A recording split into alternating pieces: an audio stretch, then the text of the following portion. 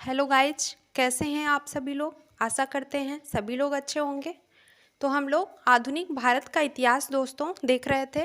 इसके पहले हमने प्राचीन भारत का इतिहास और मध्यकालीन भारत का इतिहास दोनों ख़त्म किया है। तो जिन्होंने नहीं देखा है तो आप लोग जाके क्लास को देखिएगा। हमने प्लेलिस्ट बना दी है, काफ़ी महत्वपूर्ण क्लास है। यहाँ से आपको एग्जाम में क्वेश्चन देखने को मिलेंगे दोस्तों। यहाँ पे हमने सभी मोस्ट इम्पॉर्टेंट और सेलेक्टेड प्रश्न आपके लिए रखा है, तो इसको ज़रूर देखिएगा, काफ़ी महत्वपूर्ण क्लास है।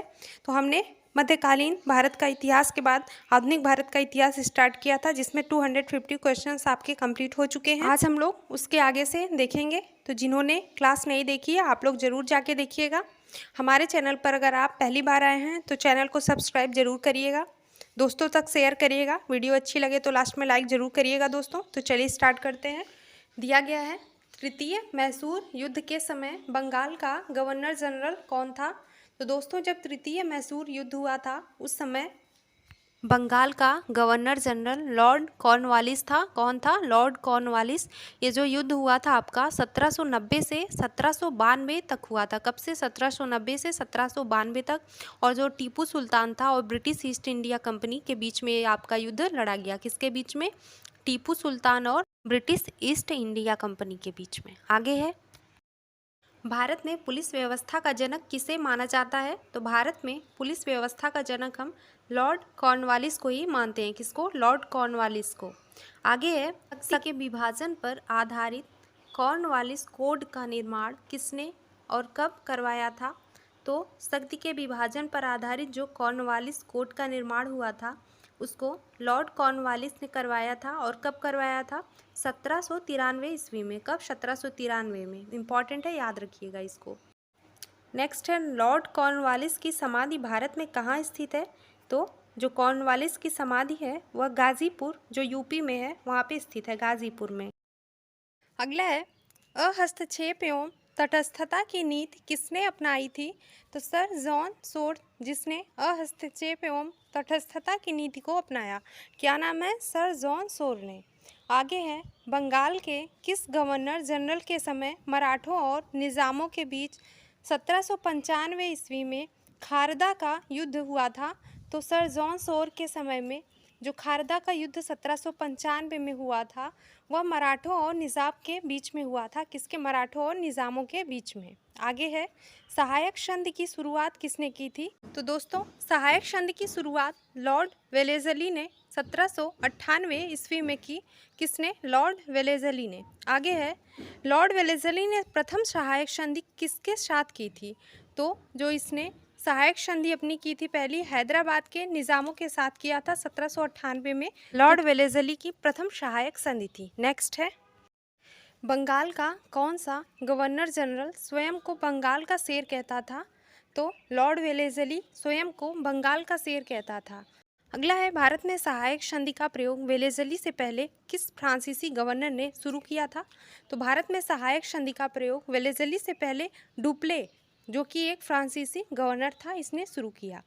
नेक्स्ट है, कलकत्ता में फोर्ट विलियम कॉलेज की स्थापना किसने की थी। तो लॉर्ड वेलेज़ली ने ही 1800 ईस्वी में कलकत्ता में फोर्ट विलियम कॉलेज की स्थापना की। इंपॉर्टेंट है, याद रखिएगा। भारत में किसने वेलेज़ली की सहायक संधि को मानने से इनकार किया था। तो इंदौर के होलकर थे। किसने? इंदौर के होलकर ने लॉर्ड वेलेज़ली की सहायक संधि को मानने से मना कर दिया था। आगे है, 1806 ईस्वी में वेल्लोर में हुए सिपाही विद्रोह किस गवर्नर जनरल के शासनकाल की महत्वपूर्ण घटना है। तो 1806 में जो सिपाही विद्रोह हुआ था यह जॉर्ज वार्लो के समय में हुई थी यह घटना, जो कि वेल्लोर में हुई थी। याद रखिएगा सिपाही विद्रोह। आगे है, बंगाल के किस गवर्नर जनरल के समय अमृतसर की संधि हुई थी।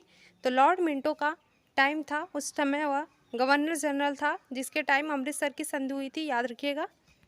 नेक्स्ट है, लॉर्ड मिंटो के समय में कौन सा चार्टर एक्ट पास हुआ था।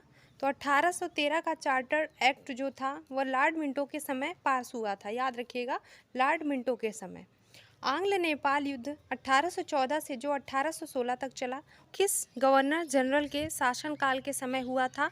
तो लॉर्ड हेस्टिंग था, इसके समय में आंग्ल नेपाल युद्ध हुआ था। याद रखिएगा। आगे है, आंग्ल नेपाल युद्ध का अंत किस संधि पे हुआ था। तो जो आंग्ल नेपाल युद्ध है वह संगोली की संधि पे समाप्त हुआ था। संगोल की संधि कब और किसके बीच में हुई थी? तो अंग्रेज़ों और नेपाल के बीच में 1816 ईस्वी में आपकी संगोली की संधि हुई थी।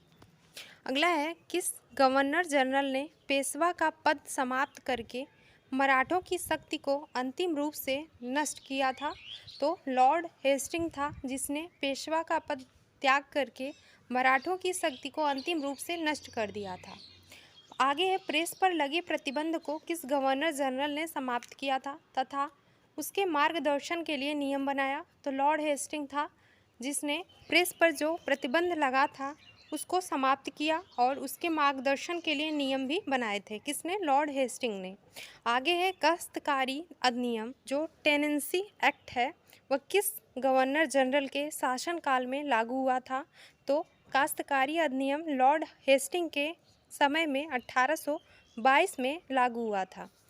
आगे देखते हैं, 1820 ईस्वी में किसके द्वारा मद्रास प्रांत में रैयतवाड़ी व्यवस्था लागू की गई थी? तो 1820 में थॉमस मुनरो के द्वारा मद्रास प्रांत में रैयतवाड़ी व्यवस्था को लागू किया गया था। आगे है, रैयतवाड़ी व्यवस्था का जनक किसे माना जाता है? तो थॉमस मुनरो को रैयतवाड़ी जो व्यवस्था है उसका जनक मानते हैं। आगे है, प्रथम आंग्ल वर्मा युद्ध किस गवर्नर जनरल के शासनकाल के समय हुआ था? तो प्रथम आंग्ल वर्मा युद्ध जो था वह लॉर्ड एमहर्स्ट के समय, जिसका समय था 1824 से 1826 तक, इसके समय में हुआ था। आगे है, 1826 ईस्वी में अंग्रेज़ों और वर्मा के मध्य कौन सी संधि हो गई थी? तो कौन सी संधि थी? पांडव की संधि हुई थी 1826 में अंग्रेज़ों और वर्मा के बीच में। आगे है, बंगाल का अंतिम गवर्नर जनरल कौन था? तो लॉर्ड विलियम बेंटिक बंगाल का अंतिम गवर्नर जनरल था। इंपॉर्टेंट है, याद रखिएगा। अगला है, वेल्लोर के सैनिक विद्रोह जो कि 1806 में हुआ था, इसके समय मद्रास का गवर्नर कौन था? तो लॉर्ड विलियम बेंटिक था वेल्लोर के सैनिक विद्रोह के समय। आगे है, किस चार्टर्ड एक्ट के बाद बंगाल के गवर्नर जनरल को भारत का गवर्नर जनरल बनाया गया था? कौन सा चार्टर्ड एक्ट था? वह 1833 का चार्टर एक्ट था, जिसके तहत बंगाल के गवर्नर जनरल को भारत का गवर्नर जनरल बनाया गया। नेक्स्ट है, भारत का प्रथम गवर्नर जनरल किसे नियुक्त किया गया था? लॉर्ड विलियम बेंटिक को भारत का प्रथम गवर्नर जनरल नियुक्त किया गया। कब से कब तक रहा? 1833 से 1835 तक। अगला है, राजा राम मोहन राय के सहयोग से लॉर्ड विलियम बेंटिक ने सती प्रथा का अंत कब किया था? तो 1829 ईस्वी में सती प्रथा का अंत लॉर्ड विलियम बेंटिक ने राजा राम मोहन राय के सहयोग से किया था। कब? 1829 ईस्वी में। नेक्स्ट है, लॉर्ड विलियम बेंटिक ने किसकी सहायता से ठगी प्रथा का अंत किया था? तो कर्नल सलीमैन की सहायता से 1830 ईस्वी में लॉर्ड विलियम बेंटिक ने ठगी प्रथा का अंत किया। आगे है, शिशु बालिका हत्या पर प्रतिबंध किसने लगाया था?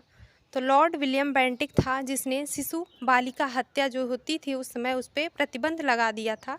याद रखिएगा, लॉर्ड विलियम बेंटिक था। अगला है, लॉर्ड विलियम बेंटिक ने किसकी अनुशंसा पे अंग्रेजी को शिक्षा का माध्यम बनाया था? तो उसने मैकाले की अनुशंसा पे अंग्रेजी को शिक्षा का माध्यम बनाया। किसने? लॉर्ड विलियम बेंटिक ने।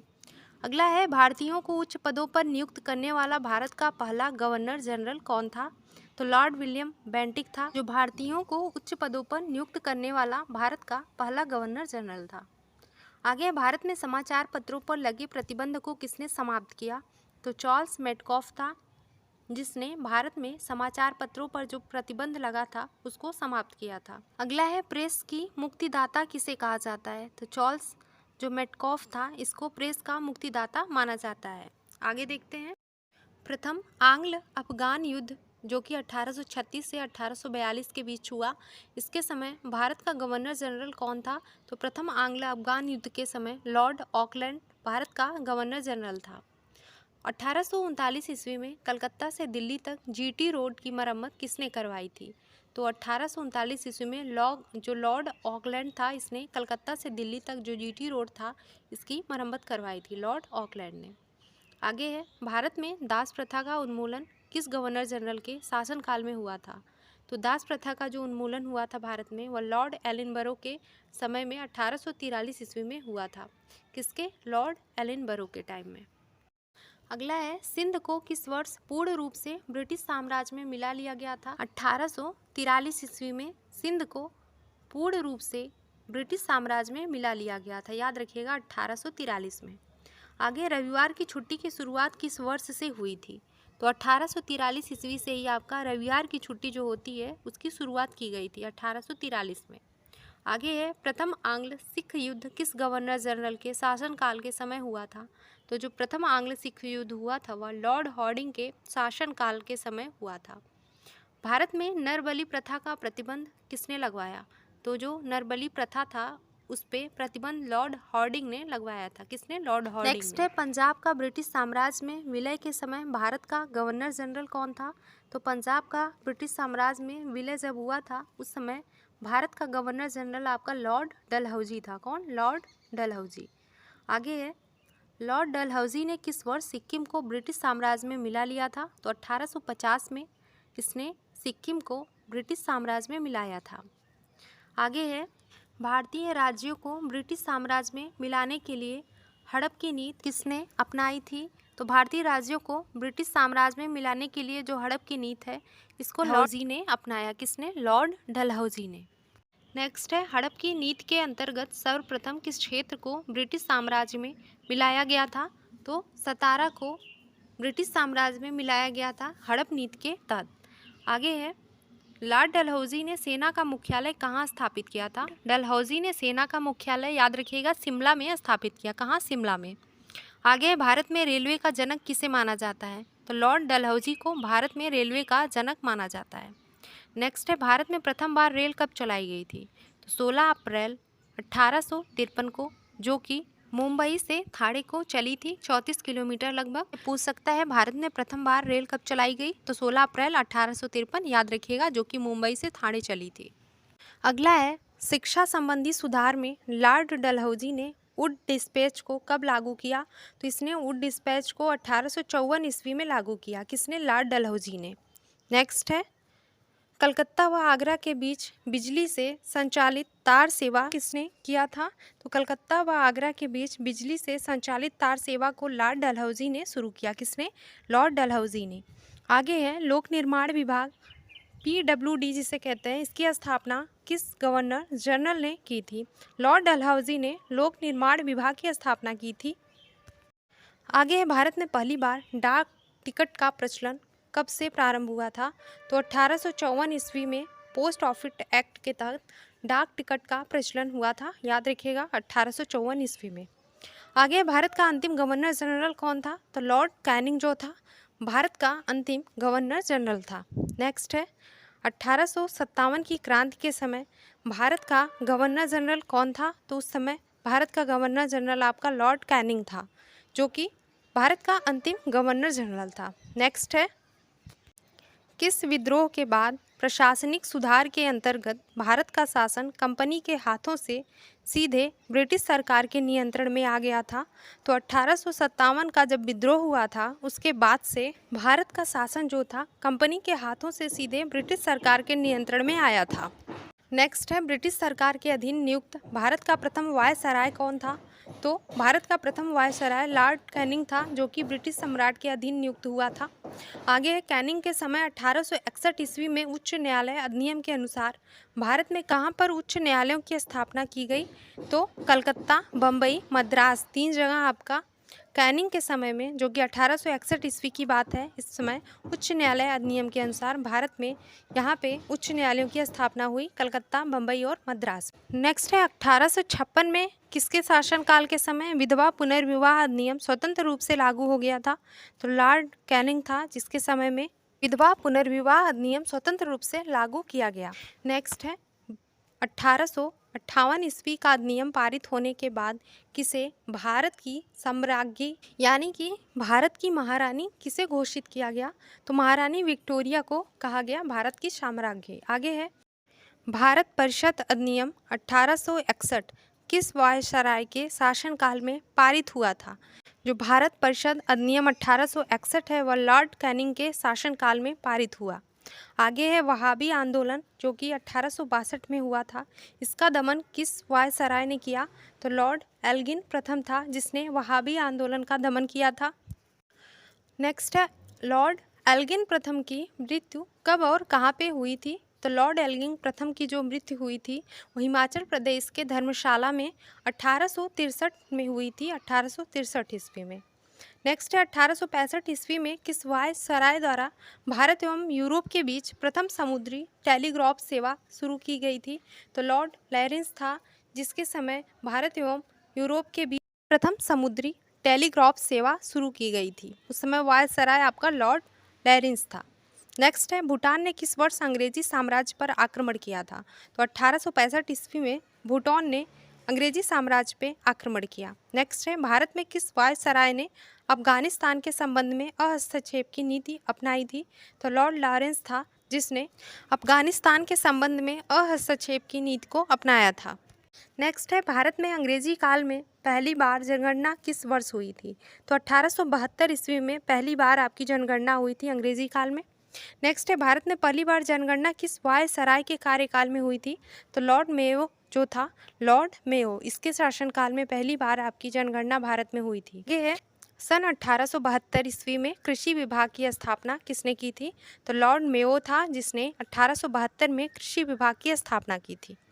नेक्स्ट है राजस्थान के अजमेर में मेयो कॉलेज की स्थापना कब और किसने किया? तो 1872 ईस्वी में मेयो कॉलेज की स्थापना लॉर्ड मेयो ने किया था। नेक्स्ट है लॉर्ड मेयो की हत्या किसने की थी? तो एक अफगान शेर अली अफरीदी ने 1872 ईस्वी में लॉर्ड मेयो की हत्या की थी।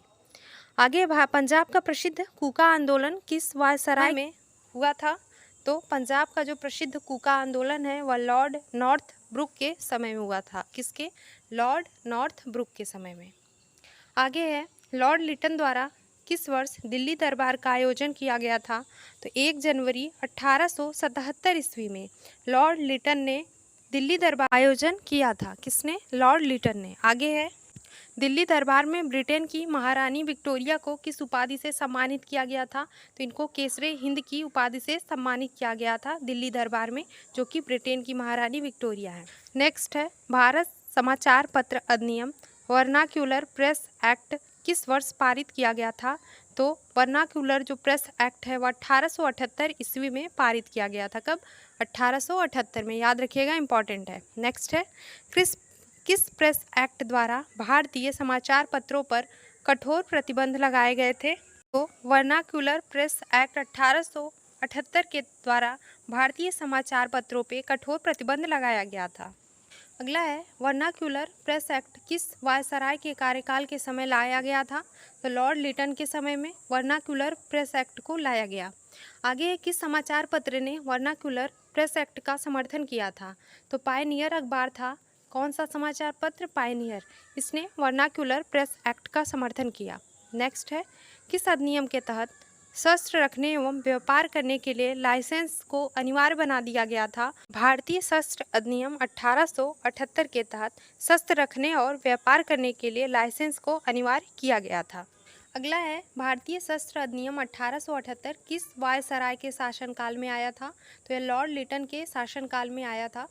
नेक्स्ट है लॉर्ड लिटन द्वारा सिविल सेवा परीक्षाओं में प्रवेश की अधिकतम आयु सीमा 21 वर्ष से घटा के कितने वर्ष की गई थी? तो 21 वर्ष से घटा के इसकी आयु सीमा जो है वह 19 वर्ष कर दी गई थी। लॉर्ड लिटन द्वारा किया गया था। जो सिविल सेवा परीक्षा है उनकी प्रवेश की अधिकतम आयु 21 से घटा के 19 वर्ष की गई थी। नेक्स्ट है लॉर्ड लिटन को साहित्य के क्षेत्र में किस नाम से जाना जाता है? तो साहित्य के क्षेत्र में लॉर्ड लिटन को ओवन मेरेडिथ, क्या नाम है? ओवन मेरेडिथ के नाम से हम जानते हैं। अगला है भारत में प्रथम अकाल आयोग की स्थापना किसके कार्यकाल के समय की गई थी? तो भारत में प्रथम अकाल आयोग की स्थापना लॉर्ड लिटन के कार्यकाल में हुई। किसके? लॉर्ड लिटन के। नेक्स्ट है वर्नाक्यूलर प्रेस एक्ट को किस वर्ष रद्द किया गया था? तो 1882 में रद्द किया गया था। नेक्स्ट है किस वायसराय द्वारा वर्नाक्यूलर प्रेस एक्ट को प्रधानमंत्री ग्लैडस्टोन के परामर्श पे रद्द किया गया था? लॉर्ड रिपन था, जिसके द्वारा वर्नाक्यूलर प्रेस एक्ट को प्रधानमंत्री ग्लैडस्टोन के परामर्श पे रद्द किया गया। आगे है भारतीय स्थानीय स्वशासन का जनक किसे कहा जाता है? तो लॉर्ड रिपन को भारतीय स्थानीय स्वशासन का जनक कहा जाता है। नेक्स्ट है भारत में हंटर कमीशन कब आया? तो 1882 ईस्वी में भारत में हंटर कमीशन आया था। अगला है भारत में प्राथमिक शिक्षा के सुधार के उद्देश्य से कौन सा कमीशन लाया गया था? तो भारत में प्राथमिक शिक्षा के सुधार के उद्देश्य से हंटर कमीशन आया था। कौन सा commission? Hunter commission. Lord Ripon को भारत का उद्धारक किसने कहा था? तो लॉर्ड रिपन को भारत का उद्धारक फ्लोरेंस नाइटिंगेल ने कहा। किसने? फ्लोरेंस नाइटिंगेल ने। नेक्स्ट है 1883 ईस्वी में यूरोपियों के विरुद्ध भारतीय न्यायाधीश द्वारा मुकदमे की सुनवाई के लिए कौन सा विधेयक प्रस्तुत किया गया? तो इल्बर्ट विधेयक को प्रस्तुत किया गया था। किसको? इल्बर्ट विधेयक को। अगला है इल्बर्ट विधेयक विवाद, जो कि 1883 में हुआ। यह भारत के किस वायसराय के शासनकाल में पारित हुआ था? तो इल्बर्ट विधेयक विवाद जो है लॉर्ड रिपन के शासनकाल में पारित हुआ। अगला है भारत में नियमित रूप से जनगणना किस वर्ष से आरंभ हुई थी? तो 1881 ईस्वी में। कब से? 1881 ईस्वी से आपका भारत में नियमित रूप से जनगणना आरंभ हुई थी। अगला है भारत में प्रथम नियमित जनगणना किस वायसराय के शासनकाल में हुई? तो लॉर्ड रिपन के शासनकाल में भारत में प्रथम नियमित जनगणना स्टार्ट हुई थी। अगला है किस वायसराय ने सिविल सेवा परीक्षा में प्रवेश की अधिकतम आयु 19 वर्ष से बढ़ा के 21 वर्ष की थी? तो लॉर्ड रिपन था जिसने अधिकतम आयु जो सिविल सेवा परीक्षा की है उसकी प्रवेश की आयु 19 से बढ़ा के 21 करी। नेक्स्ट है भारतीय राष्ट्रीय कांग्रेस की स्थापना वर्ष हुई थी? तो भारतीय राष्ट्रीय कांग्रेस की स्थापना 28 दिसंबर 1885 में A.O. ह्यूम के द्वारा हुई थी। आगे भारतीय राष्ट्रीय कांग्रेस की स्थापना किस वायसराय के कार्यकाल के समय हुई? तो लॉर्ड डफरिन के समय में भारतीय राष्ट्रीय कांग्रेस की स्थापना 28 दिसंबर 1885 में हुई। नेक्स्ट है वर्मा को अंतिम रूप से किस वायसराय के कार्यकाल के समय अंग्रेजी साम्राज्य में मिला लिया गया? तो बर्मा को अंतिम रूप से लॉर्ड डफरिन के कार्यकाल के समय अंग्रेजी साम्राज्य में मिला लिया गया था। आगे है भारत और अफगानिस्तान के मध्य सीमा रेखा जो डूरंड रेखा है, इसका निर्धारण किस वायसराय के कार्यकाल के समय हुआ था? तो लॉर्ड लैंसडाउन के समय हुआ। किसके कार्यकाल में? लॉर्ड लैंसडाउन के समय। अगला है भारत में दूसरा कारखाना अधिनियम किसके कार्यकाल में लाया गया? तो लॉर्ड लैंसडाउन के समय 1891 ईस्वी में भारत में दूसरा कारखाना अधिनियम लाया गया था। तो दोस्तों आज हम लोग यहीं पे अपनी क्लास को ख़त्म करते हैं। बाकी बचे हुए आपके क्वेश्चंस हम अगली क्लास में करेंगे। तो दोस्तों आज की क्लास कैसी लगी कमेंट बॉक्स में बताएं। वीडियो अच्छी लगी हो तो लाइक करना ना भूलें। तो चलिए मिलते हैं कल की क्लास में।